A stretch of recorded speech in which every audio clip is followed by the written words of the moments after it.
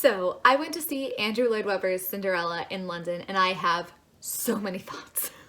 This is a channel about writing, and so I'm going to look at the show from a story perspective, the story experience and structure and everything like that. I'm going to point out 3 major problems with the story of the musical and talk about how I personally, if I was writing this story, would fix them. Now, if you came to this video for a fast review, the musical is excellent. The dancing, the music, it's a great time. It's not G due to some language, but kid should be fine. Go see it.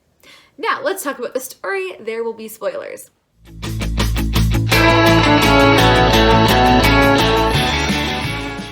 So this is Cinderella, but it's Cinderella with a twist. We're introduced to the town of Belleville, which is full of beautiful people who care a lot about their appearance and their town's appearance. We enter the story right at the moment they're about to unveil a statue of their long-lost Prince Charming, who is missing and presumed dead.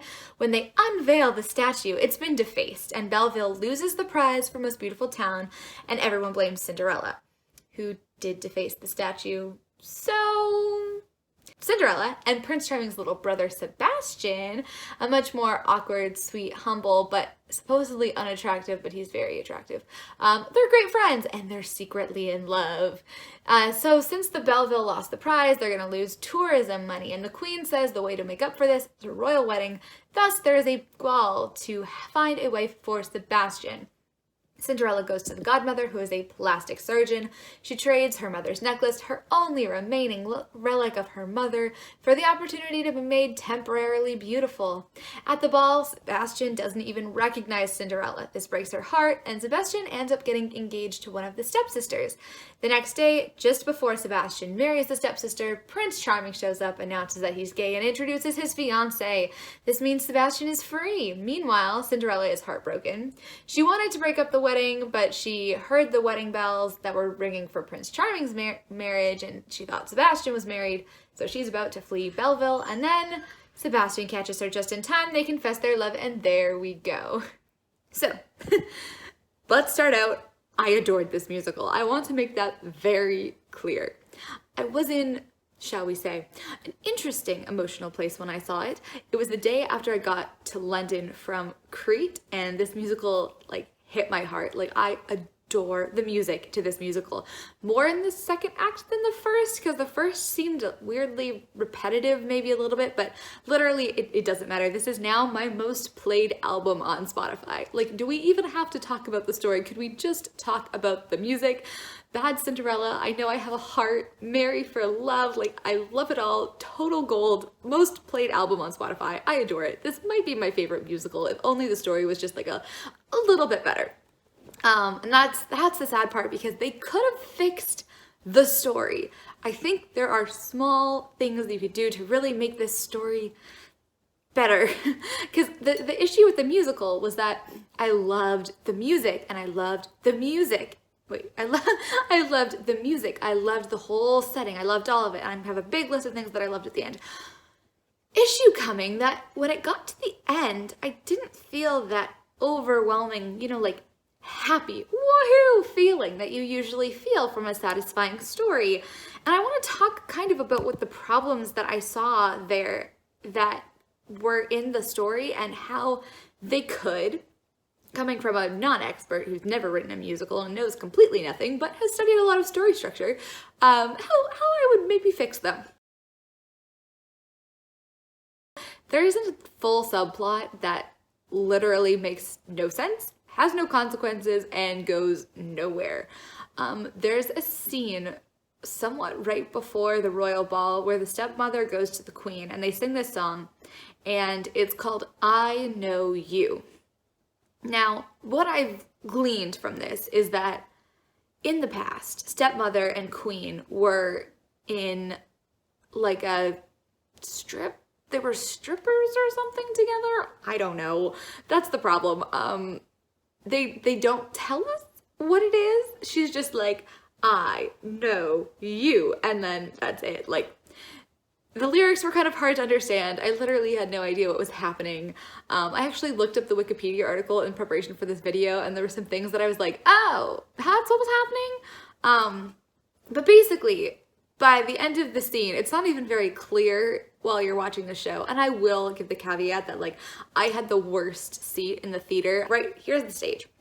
I'm seated like right here, so I had like a sideways view. I hardly ever got to see people's faces straight up, which was a bit of a problem because you can't like read lips or anything. But anyways, it turns out that the stepmother was blackmailing the queen because the stepmother knew things about the queen's past, and literally it does not get more specific about that. The stepmother knows things about the queen's past that she could tell, and that's in exchange for getting one of the stepmother's daughters to marry Sebastian. And then at the end, when Prince Charming comes back, Sebastian was supposed to marry Adele, and the queen is like, oh, you don't need to marry anymore. And the stepmother is like, no, I'm blackmailing you. They need to marry. And the queen literally no longer cares. She's like, no, you can't boss me around because my son came home.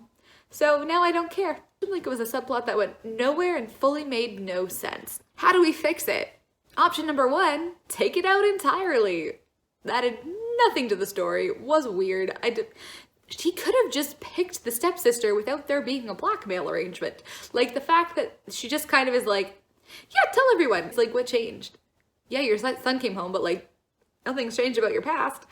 Anyways, option number 2, give some actual good blackmail material. Like, I don't know, give the queen or give the stepmother like a photo or a letter or something so she has some proof. And like, I understand maybe they didn't get specific with it because it's still for like a family oriented audience, but could you be like, I have this photo that proves you've done something, and just like make it a little bit more substantial?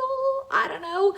Option number 3, instead of blackmail, have them conspire together to like help each other.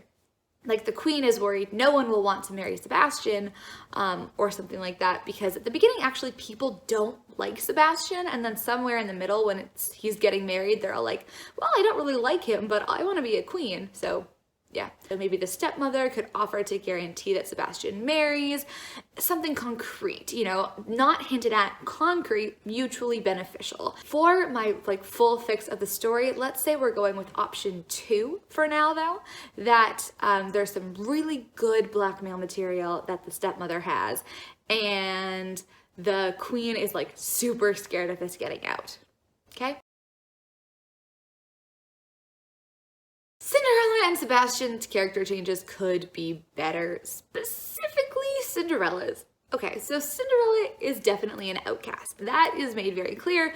Her clothes, her hair, her body shape, which is not mentioned, but it's very visually obvious. They're all very different than everyone else. Listen to Bad Cinderella. It's an excellent song. So good. She sings about having a style all her own, and she seems like a character who is very high on confidence. Sebastian, too, at the beginning, doesn't seem to buy into the beauty thing.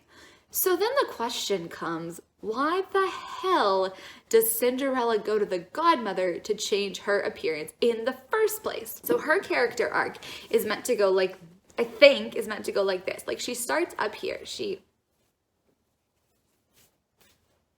It's a weird, like her character arc, she's starting from a good place. She doesn't fit in. She doesn't want to fit in. She makes absolutely no effort to fit in. She's actively antagonizing everybody. Up with being rebellious, right? We're rebellious, we're cool, rock and roll, all that stuff. Yeah. So she's kind of up here in terms of if you're thinking of the value. So if we have like authenticity up here, and then we have kind of neutral here, and then we have like a vain here, and then we have fake here. Everyone else in the town is in this like vain, fake region, and Cinderella's up here in authenticity. And then she just goes down, and I don't know why. Why does she go down? Because the stepmother says that Sebastian doesn't like her because she's not pretty, but she doesn't like the stepmother. She doesn't trust the stepmother. That's the whole, she just faced the statue. She knows Sebastian better than that. I don't believe why she went down. The issue is that she was like right in the beginning, she randomly became wrong or like shifted negatively, and then she was right at the end in the same place, but just with the confidence to leave. So, yeah, not the best character arc I'd ever seen. So how do we fix this? Create a scene where Sebastian makes it seem as if he can't be with Cinderella because of how she looks, right? There's this whole wedding is happening for the sake of appearances, to make the town look good, to make the town chill. And he's like, Cinderella, like, I could never be with you because the townspeople hate you because you don't look pretty. And I can't be with you because gotta please the town, gotta make everyone happy. So that makes Cinderella think that he's changed and that he cares. He's in this value shift area of like the vanity fakeness, which he actually should be at that point. So they kind of tried to do this, but it didn't really work out. It really needed to come from Sebastian. He had a pressure to like really put up, if he had pressure to really put up like a great appearance, and Cinderella doesn't fit with that appearance, he could say that to her and that could prompt her to change. We just need something to prompt her to change. The actions at the ball, when Sebastian doesn't recognize her, she is heartbroken. Her trust is broken because she trusted him and he didn't. The one time she took a chance, it didn't work out. So sad, she goes home. And then we just have to kind of prompt the fact that she goes to the wedding as like an effort to forgive him, kind of. And this is all sort of kind of there, but just not as like obvious, I think, as it needs to be, and not set up quite as well to like really cement the fact that there has been a change. Just popping in here before number 3, if you liked this video, please give it a thumbs up. It really, really helps me. And if this is your first time seeing me and you kind of like what you hear, you want to hear about stories and that kind of thing, think about subscribing. I'm posting every weekday in December, and so if you subscribe, you can keep up with that. So that's the third problem. If you don't know what Deus Ex Machina is, it comes basically from the concept of like God coming in and just magically fixing all of the problems, and that is what happens in this play. Sebastian, engaged to marry Adele. He goes along with his mom's plan because he has to. Then he goes along with Prince Charming showing up, and Prince Charming comes in and he rescues Sebastian. So now he doesn't have to marry Adele. And then Marie comes to him and says Cinderella was gonna try to come and talk to you, so she tells him what to do, and so he goes and tries to find Cinderella, and then the godmother randomly shows up and gives him Cinderella's mother's necklace with no prompting, no reason, no fight whatsoever. That is Deus Ex Machina. That is like 3 different characters coming in as the godlike figure to solve all of the problems, and Sebastian and Cinderella, to a lesser extent, I would say, does not solve any of his own problems. How would I fix it? I would rework the last 20 minutes or so. So, Prince Charming shows up to the wedding, not to save Sebastian, but because the godmother tracked him down to return the town to its former glory, or something of the sort. Prince Charming comes out as gay. Charming, the stepmother, and then the queen insist Sebastian and Adele still get married for the good of the kingdom. This could be because the stepmother has actual blackmail material and the queen is actually threatened by this blackmail material, and so she says, well, Prince Charming's here, but you still need to get married. There's a couple of holes there, whatever, it could be figured out. As they're walking down the aisle, Sebastian sees the necklace on the godmother's neck, and he realizes what Cinderella gave up for him. Revelation! He then refuses to get married. That's his crisis point. He's like, I'm not getting married. He makes an active decision, ladies and gentlemen. He's gonna make an active decision for the first time in the play. He then trades something important, like the throne or the stepmother's blackmail material. Not really sure how that would work. And he gets the necklace back. And that is our climax. Then we cut to Cinderella at home. She hears the church bells, because Prince Charming did get married. She sings her soliloquy. She leaves, barely missing Sebastian, who runs back to try to find her. And then Cinderella returns for her slippers, and they get together. That's the same ending as it is right now, but we've just moved the soliloquy a little bit down in the show. Then the characters all stream onto the stage singing Merry for Love in the Resolution, big, loud, beautiful dancing number. Why do I like this ending better? Number 1, Sebastian makes an actual decision. Characters must make a choice to cement their character arc. They need a defining action of their character arc. Number 2, this means that Prince Charming coming home, while it's an excellent surprise, isn't Deus Ex Machina. It's actually a turning point, progressive complication, which could increase the pressure on Sebastian to get married to Adele and lead to his crisis to choose between, pleasing the kingdom and following his true love and marrying Cinderella. Number 3, the godmother, also not Deus Ex Machina. Number 4, I like it when musicals end with an upbeat number. This one ended with a kiss going to the curtain call, and I like it when they sing because then they do the curtain call, and I'm always like, why aren't you singing? I want another number. And so if we just moved Merry for Love down to the end, it would be very, very nice and would make me very happy. So to end, I want to talk about what I did like, the music. I felt a lot of it before intermission kind of sounded same, but I loved the second act. Bad Cinderella, I Know I Have a Heart, Holy Macaroni, like favorite songs ever. I adore them. Number 2 is the criticism of vanity. This got some negative points from other people because Cinderella falls into that like not like other girls cliche or whatever the hell it is. I actually related to her though, and I kind of wish there was more criticism of the beauty standards in the musical. I mean, I like glitter just as much as the next girl, but I do think that vanity and people physically altering their bodies and having low self-esteem is a huge problem right now due to social media with its focus on aesthetics. And I'm gonna get off my soapbox, but I really liked that. With that being said, the aesthetics of the play, the visuals, excellent.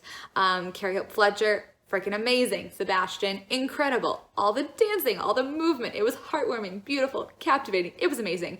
And then the very best moment after intermission, for the ball, the stage and the first few rows of the audience actually rotated kind of as the revelation of the ball. So the whole thing rotated around, all the lights changed. It was so beautiful.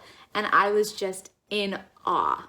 That feeling that's so rare you can get in so few places as an adult now, that like just childlike thrill of visual delight. And that's what I felt right after intermission during the ball scenes. And it was just incredible. And so overall, I hope this was an interesting discussion about characters and motivations and how I would maybe improve, strengthen, maybe not fix, but strengthen some character arcs in Cinderella. I love the play. Leave your thoughts below. Thank you so much for watching.